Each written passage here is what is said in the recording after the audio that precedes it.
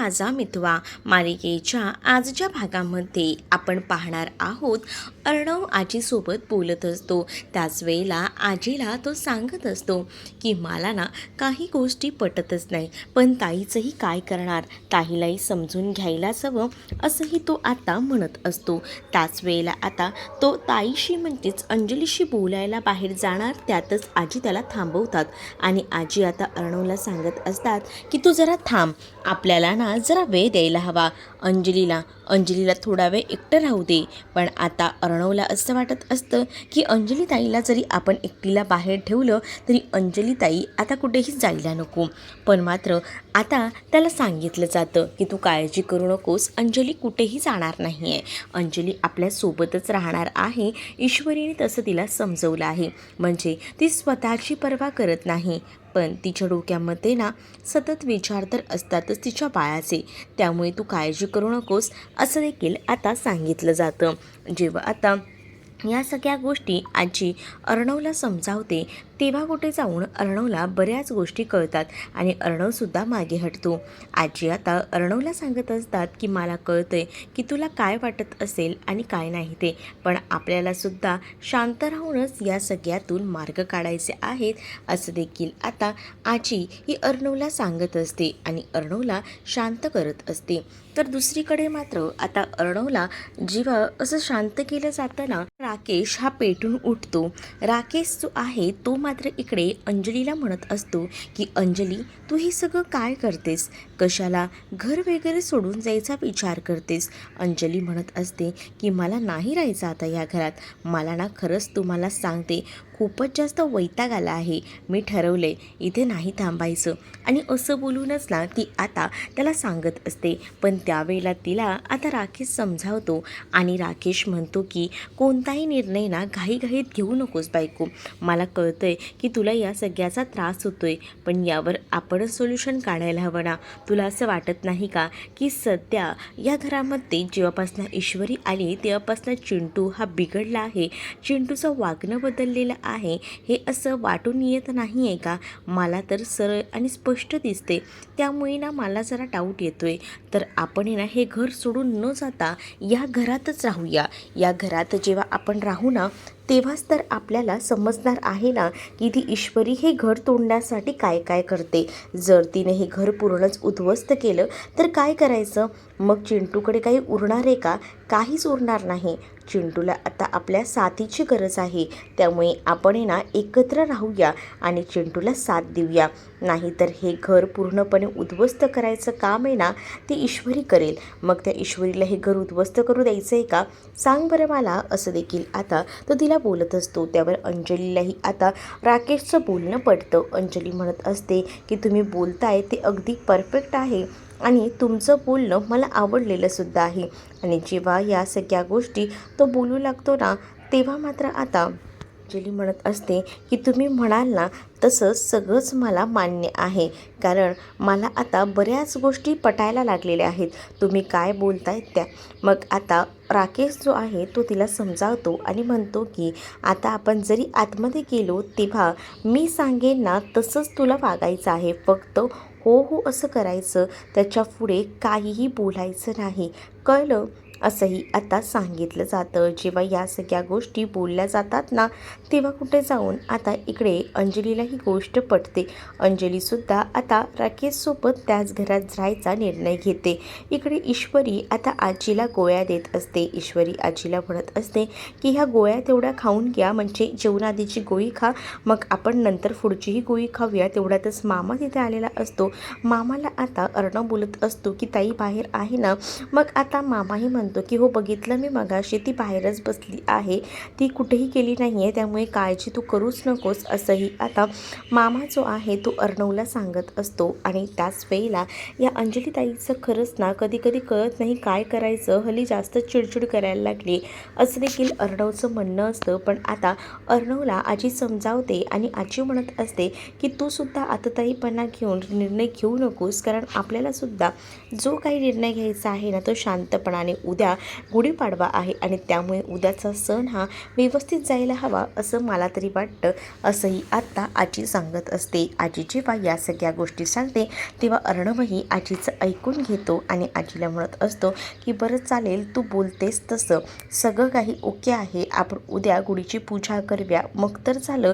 आता आजीने एवढं चांगलं बाहेर समजावलेलं असतं, त्यामुळे आता अर्णवही खूपच जास्त खुश असतो आणि आजीही म्हणते की आता एकदा का सुभद्राबाईंनी शब्द दिलाय म्हटल्यावर आपल्याला हा सण धूमधडाक्यात साजरा तर करावाच लागणार आहे.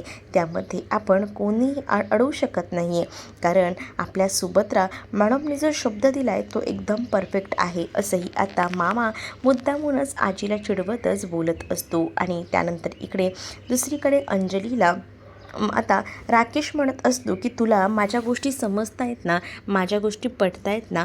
त्यावर राकेशला आता अंजली म्हणत असते की हो, मला सगळं काही समजतंय, चला आपण आतमध्ये जाऊया.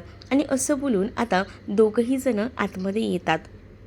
जेव्हा आता दोघंही जण आतमध्ये येतात ना, तेव्हा आता इकडे हाक मारली जाते. म्हणूनच आता ईश्वरी आजीला वगैरे घेऊन बाहेर जाते. ईश्वरी जेव्हा आजीला वगैरे घेऊन बाहेर जाते ना, तेव्हा मात्र आता बाहेर राकेश त्यासोबत अंजली आलेले असतात.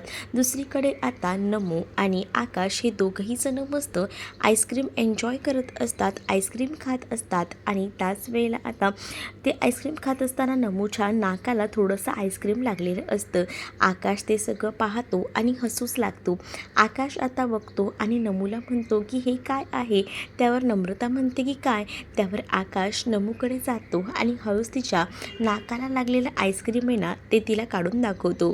आणि हे बघ, हे जोकरसारखं अगदी लहान मुलांसारखं खातेस. आणि असं बोलूनच ना, तो सुद्धा तिच्या नाकावरचं ते आईस्क्रीम थोडंसं स्वतः खातो. आणि त्यामुळे आता इकडे मात्र नमू म्हणत असते की काय हो आकाश सर तुमचं पण.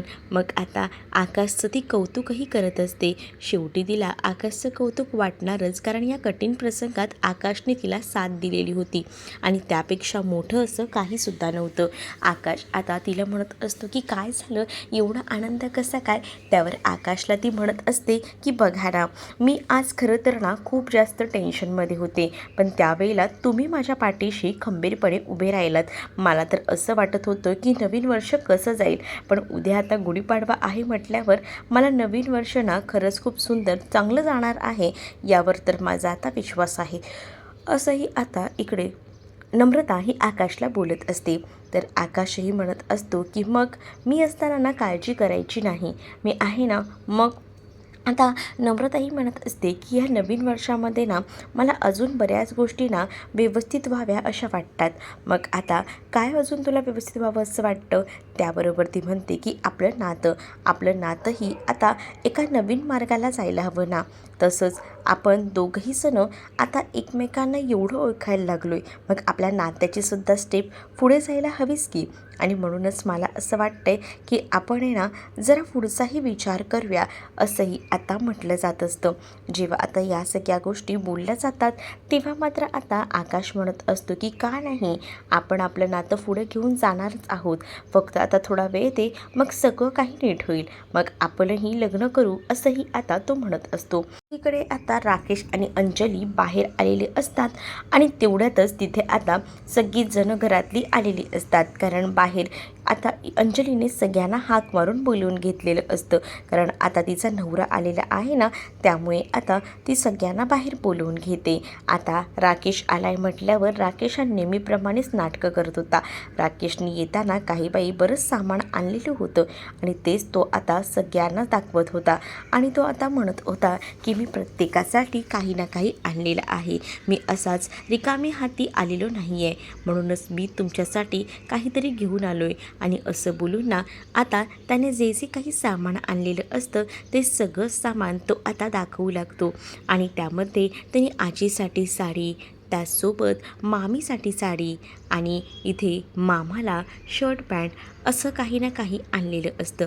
आणि जेव्हा तो हे सगळं काही आणतो आणि मामाला देतो ना, तेव्हा मामा तर म्हणतात की जावई बापू, तुम्ही हे सगळं असं देताय जसं काही तुम्ही अहेरच देताय लग्नाचा तुमच्या. असंही आता इकडे मुद्दामूनच ना त्याची मस्करी करत मामा बोलत असतात. इकडे वल्लरीला माहिती असतं की हे नेमकं काय चाललंय ते, म्हणूनच जरा वल्लरी शांतच असते. वल्लरी म्हणत असते की मानलं या माणसाला, कसं सगळं मॅनेज करतोय, असं दाखवतोय की काहीच झालं नाही आहे. ने अर्णवला देण्यासाठी आता कंदीपेढे आणलेले असतात आणि तोवर म्हणत असतो की चिंटू, तुझ्यासाठी काय घ्यावं ना कळतच नव्हतं. कारण आहे ना अनेक विचार डोक्यामध्ये येत होते, कारण सगळंच तर तुझ्याकडे आहे, मग तुला काय द्यायचं. त्याच्यातच मला सुचलं की चला आपण निदान कंदीपेढे तरी देऊया, आणि म्हणूनच मी तुझ्यासाठी कंदीपेढे आणलेले आहेत असंही सांगितलं जातं. आणि मग ते कंदीपेढे घ्यायला तयार नसतो, पण ईश्वरी त्याला डोळ्याने इशारा करते. जसा ईश्वरी डोळ्याने इशारा करते तसं अर्णव आता ते कंदीपेढे घेतो. मग आता अर्णव ईश्वरी यांसाठी मुद्दामूनच त्याने कंदीपेढे वगैरे आणलेले असतात. दुसरीकडे आता आजीच विषयाला हात घालतात. आजी आता विषयाला हात घालतच म्हणत असतात की जावई बापू, तुम्हाला माहीत नसेल पण मी तुम्हाला सांगते की तुम्ही नव्हतात त्या सगळ्या गैरहजेरीमध्ये आपल्या या अंजलीने खूप मोठे पराक्रम केलेले आहेत. म्हणजेच अंजलीने सगळ्यांच असं सांगितलेलं आहे की तिला प्रॉपर्टीचे हिस्से हवे आहेत. ही गोष्ट आता जेव्हा राकेशला समजते तेव्हा राकेश असं दाखवत असतो की त्याला याबद्दल काहीच माहीत नाही, आणि तो आता मुद्दामूनच कांगावा करत असतो की हे सगळं काय आहे, म्हणजे हे सगळं मला काय ऐकायला भेटतं आहे. मग आता इथे असणारी ही अंजलीही शांत असते. अंजली विचार करते की या माणसानेच तर मला तसं सगळं काही करायला सांगितलं होतं, आणि इथे मात्र हा माणूस नामानिराळा झालेला होता. पण आता अंजली शांत असते, कारण त्याला बाहेरून तिने सांगून आणलेलं असतं ना, त्यामुळे आता तीही शांत बसते. पण दुसरीकडे आता इकडे पाहायला मिळत असतं की ज्या काही गोष्टी घडत असतात त्यामुळे आता इकडे जो असतो त्यामुळे तो आता म्हणत असतो की अगं हे सगळं अंजली काय केलंस, प्रॉपर्टीचे हिस्से हे सगळे आपल्याला कशाला हवेत, आपल्याकडे एवढी चांगली माणसं आहेत, तुझी वहिनी तुझी किती काळजी घेते बघितलंस का, काय हवं नको ते सगळं काही बघते, आणि आज तू ह्या घराचे 2 भाग करतेस. नाही अंजली, हे सगळं चांगलं नाही आहे. तू जरी बाहेर घेऊन गेलीस, पैसा घेऊन गेलीस, पण तुला हे असं प्रेम मिळणार आहे का, तुझ्यावर जीव लावणारी माणसं भेटणार आहेत का, आजी, मामा, मामी, तुझी वहिनी, चिंटू हे किती तुझ्यावर प्रेम करतात, तुझी आपुलकीने काळजी घेतात, आणि तूच जर असं करायला लागलीस तर कसं होईल. आता मामीसमोर जो राकेश आहे ना तो साळसूटपणाचा आव आणत असतो, जसं काही त्याला माहीतच नाही आहे या सगळ्या गोष्टी, आणि तो आता वर इथे असणाऱ्या या अंजलीला समजावत असतो. अंजलीला जेव्हा या सगळ्या गोष्टी तो समजावत असतो ना, तेव्हा मात्र अर्णव आणि ईश्वरी रागातच बघत असतात. आणि त्याच वेळेला आता या सगळ्यांच्या समोर ना आता तो सांगत असतो की अंजलीला आपल्याला ह्याच्यातला एकही रुपया नको आहे, आपण काहीच घ्यायचं नाही. आणि अंजलीला बोलल्यानंतर तो आजीलाही म्हणतो की आजी, तुम्ही अंजलीच्या बोलण्याचा इतका विचार करू नका, तुम्हाला तर माहितीच आहे ना अंजली कसा विचार करते ते, पण तुम्ही काळजी करू नका, मी आहे अंजलीसोबत, अंजली असं काहीच करणार नाही. असंही आता इकडे असणारा राकेश बोलत असतो. आता राकेशने 4 शब्द काही गोड गोड बोलले तर आजीला असं वाटतं की खरंच राकेश किती चांगला आहे, पण ह्या राकेश काय आहे ना ते बरोबर माहिती असतं. दुसरीकडे आता अर्णवकडेही राकेश गेलेला असतो आणि म्हणत असतो की चिंटू, घाबरू नकोस, या घराचे भाग काही मी होऊ देणार नाही आहे, असंही तो आता काहीसं बोलतो. आणि त्याच वेळेला आजी म्हणते की आता तुम्ही आलायत ना, आता थोडं बरं वाटतंय, सगळं काही नीट होईल, आपण आता या नवीन वर्षी ना सगळीजणं मागचं सगळं विसरून जाऊया आणि नवीन आयुष्याला सुरुवात करूया, मग तर झालं. असंही आता मुद्दामूनच ना हा इथे असणारा राकेश बोलत असतो. राकेशच्या डोक्यात ना बऱ्याच काही ना काही गोष्टी चालू असतात, आणि म्हणूनच त्याने आता हे सगळं करायचं ठरवलेलं असतं.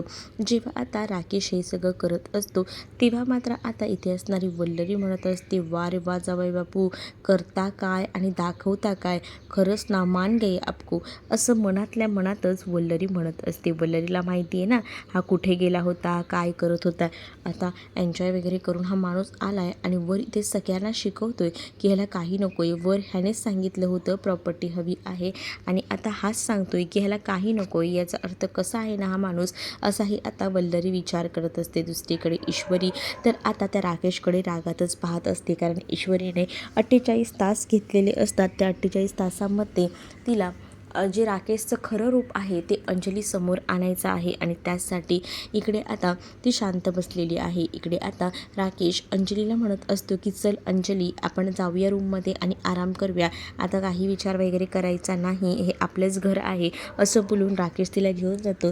आता एक एक करून सगळीजणं जातात, तर फक्त आता तिथे वल्लरी आणि ईश्वरी उरलेली असतात.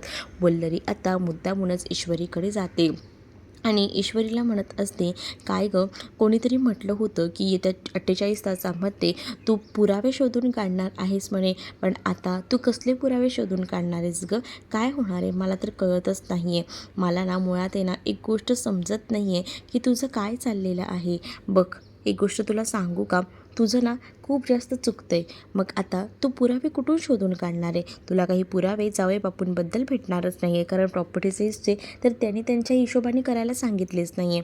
मग आता ईश्वरी इथे विचार करत असते. दुसरीकडे आता त्या दादाने फोन केलेला असतो आणि तो दादा फोन करून या राकेशकडे पैसे मागत असतो. राकेशला म्हणत असतो की तू जर परवा सकाळपर्यंत पैसे नाही दिले तर तुझं 13वं मी घालणार आहे, एवढं लक्षात ठेव, असंही आता त्याला सांगितलेलं असतं. त्यावर तो म्हणतो की नको काळजी करू, देईन मी तुमचे पैसे, मग तर झालं ना, एवढं काय टेन्शन घेता, असंही आता बोललं जातं. जेव्हा ह्या सगळ्या गोष्टी बोलल्या जातात तेव्हा मात्र इकडे अर्णव ऐकत असतो. अर्णव हे सगळं ऐकतो आणि त्यानंतर मात्र आता अर्णव जो आहे तो आता या राकेशकडे जातो आणि राकेशला म्हणतो की काय झालं, काही टेन्शन आहे का? म्हणजे अजून तरी 12 वाजलेले नाही आहेत घड्याळामध्ये, पण तुझ्या चेहऱ्यावर 12 वाजलेले दिसत आहेत, काही टेन्शन आहे का, असं विचारत तो आता मुद्दामूनच बोलू लागतो. त्यावर नाही, काही टेन्शन नाही आहे, उलट तुझी बायको आणि तू मिळून काहीतरी 48 तासामध्ये माझ्या विरोधात काही पुरावे गोळा करणार आहे असं मला अंजलीकडनं कळलं. जर जो माणूस सच्चा असेल ना तर त्याचे पुरावे कितीही काही करून गोळा करा, एकही पुरावा मिळणार नाही. तुम्हाला वाटत असेल की या स्पर्धेत तुम्ही जिंकत असाल तर तसं नाही आहे, या स्पर्धेत मीच जिंकणार आहे असं देखील आता या राकेशचा स्वॅग असतो.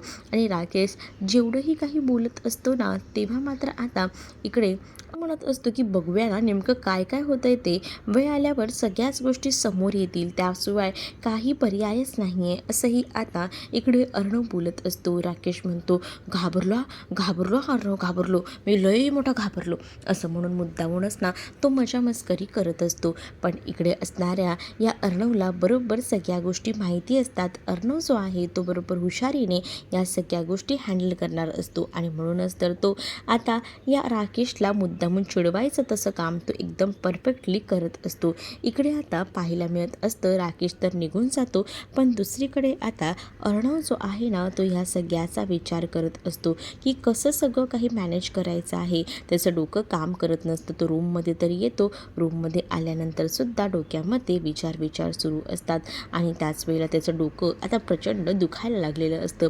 त्याचं डोकं जसं दुखायला लागतं तसं तो डोकं धरून बसलेला असतो आणि त्याच वेळेला आता अर्णव असा का बसला हेच टेन्शन ना इथे असणाऱ्या आता ह्या ईश्वरीला आलेलं असतं. ईश्वरी विचारते की काय झालं, त्यावर ईश्वरीला तो म्हणतो की नथिंग स्पेशल, पण डोकं जास्त दुखते. मग आता ईश्वरी ही त्याची मजा घेतच म्हणत असते की हां, डोकं तर दुखणारच ना, कारण आज त्या डोक्याचा जरा जास्त यूज झाला आहे ना, म्हणून तुमचं डोकं दुखते, असेही आता ईश्वरी मुद्दामूनच अर्णवला बोलत असते. अर्णवला ती सांगते की द्या, मी इथे दाबून देते. मग अर्णव म्हणतो की नको, ऑलरेडी सरदर्द खूप जास्त आहे, असंही आता म्हटलं जातं. सरदर्द तर आहेच, पण मी तुम्हाला सांगू का, मी जर दाबून दिलं तर तुम्हाला बरं वाटेल, सरदर्द दाबून देणारे म्हटल्यावर ते अजूनच वाढेल. मग आता ईश्वरी म्हणते की एवढं सगळा त्रास होऊन सुद्धा ना तुम्ही ना टोमणे मारायचं काही सोडत नाही. तुम्ही आता काही झालं तरीसुद्धा तुमचा मूळ अवतार सोडत नाहीत ना, म्हणूनच हे सगळं काही होते. एक काम करा, इथे बसा, मी तुम्हाला मस्त तेल लावून देते, असं बोलून अर्णवला आता तिथे बसायला सांगत असते. आणि अर्णवला जेव्हा ती आता तिथे बसायला सांगते ना तेव्हा मात्र आता ती अर्णवला हळूहळू का होईना डोक्याला मालिश करून देत असते. पण जेव्हा ती मालिश करून देत असते ना तेव्हा ती तिचं डोकं गदागदा हलवते आणि ह्या सगळ्या गोष्टी इकडे मात्र अर्णवच्या बरोबरीने जेव्हा होत असतात ना तेव्हा अर्णवचं डोकं अजूनच हलत असतं. अर्णव म्हणतो की बस झालं. ईश्वरी म्हणते की अहो, डोकं दाबायला तरी द्या, थांबा ना. पण आता ती म्हणत असतानाच इकडे मात्र आता सांगितलं जातं की नको आहे मला, कारण तो डोकं दाबण्यापेक्षा हलवते खूप जास्त आहे आणि त्यामुळेच ना आता मला नको आहे, पण आता मी काय म्हणते ऐकताय का? तुमचं सरदर्द ना लगेच निघून जाईल. थोडं बसा, मी मसाज करून देते. पण अर्णव कसला ऐकतोय? अर्णवला माहिती असतं आता अर्णव आणि ईश्वरीमध्ये तू मेमे होतं. अर्णव आता म्हणतो की सांगितले ना नाही बसणार आहे, आणि असं बोलून अर्णव आता तिच्या जास्त जवळ जात असतो. आणि अर्णव जेव्हा जवळ जातो तेव्हा तर दोघंही जण एकमेकांमध्ये रमतात आणि एकमेकांकडे बघतच राहतात. आता त्या दोघांच्याही मध्ये अगदीच प्रेम फुलून आलेलं असतं. दोघांची नजर एकमेकांवरनं हटत नसते. दोघंही जण एकमेकांमध्ये रमलेले असतात आणि वेळेला दोघांचंही कशातच भान नसतं, फक्त एकमेकांकडे ते बघत राहतात. पुढील भागामध्ये आता पाहायला मिळत असतं की अर्णव जो आहे तो मात्र आता विचार करत असतो. हेच वाटत असतं की सगळ्या काही गोष्टी आता परफेक्ट व्हायला हव्या, पण राकेशच्या डोक्यात सुद्धा काही ना काही कल्पना सुरू असतात. राकेशही म्हणत असतो की आता काहीतरी करायला तर हवं, आणि त्यासाठी आता प्रत्येकाचा विचार सुरू असतो. राकेश म्हणत असतो की आपल्याला हे असंच करायला हवं, पैसे पण द्यायचे आहेत, मग आता आपल्याकडे जे दागिने आहेत ते तरी निदान विकूया, जे रियाचे दागिने आहेत, असा तो विचार करतो. इकडे ईश्वरी अर्णवच्या डोक्यावरनं हात फिरवत अर्णवला समजावत असते सगळं काही चांगलं होईल असं बोलून त्याला धीर देत असते. आणि जेव्हा ती आता धीर देत असते ना, तेव्हा मात्र आता अर्णवला कुठेतरी जाऊन अक्षरशः बरं वाटलेलं असतं. आणि जेव्हा या सगळ्या गोष्टी ऐकून बरं वाटतं ना, तेव्हा मात्र आता दुसरीकडे जो राकेश असतो तो दागिने घेऊन निघालेलाच असतो. आणि जेव्हा तो दागिने घेऊन निघतो ना, तेव्हा तेवढी नेमकी अंजली आलेली असते. आणि अंजली जेव्हा तिथे येते तेव्हा मात्र आता म्हटलं जातं की तू इथे काय करतेस? मग त्याच्या हातामध्ये ते दागिने दिसत असतात. म्हणूनच आता तीही त्याला विचारते की तुम्ही कुठे चालले आहात आणि तुमच्या हातात काय आहे सांगा ना. आणि असं बोलूनच आता ती त्याच्या हातात असलेली गोष्ट विचारत असते, पण त्याच्या याच दागिने असतात, पण तो आता ते दाखवू शकत नसतो. तर तुम्हाला हा भाग कसा वाटलाय कमेंटमध्ये नक्कीच सांगा, आणि अशाच नवनवीन भागांसाठी आपल्या चॅनलला सबस्क्राईब नक्कीच करा. चला तर मग भेटूया पुढील भागामध्ये. तोपर्यंत टाटा बाय. व्हिडिओ आवडला असेल तर व्हिडिओला लाईक करायला विसरू नका. चॅनलवर नवीन असाल तर चॅनलला सबस्क्राईब करा.